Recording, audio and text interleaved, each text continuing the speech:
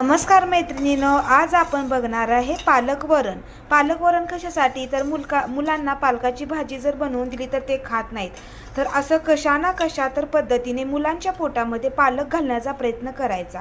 त्यासाठी हे डाळ आणि पालक मी शिजवून घेतलेले आहे. याला आपण फोडणी देऊन घेऊयात. तेल ठेवले, त्यामध्ये टाकले मोहरी, जिरे आणि कढीपत्ता. आणि सगळ्यात महत्त्वाची टीप म्हणजे चिमूटभर हिंग, लसूण.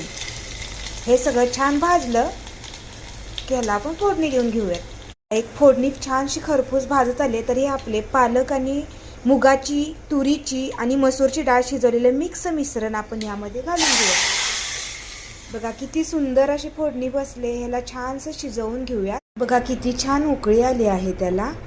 तर आता हे खाण्यासाठी तयार आहे. ह्याला आपण वाटीमध्ये काढून घेऊयात. हे आपण वाटीमध्ये काढून घेतले. तर यामध्ये थोडीशी कोथिंबीर घालूयात.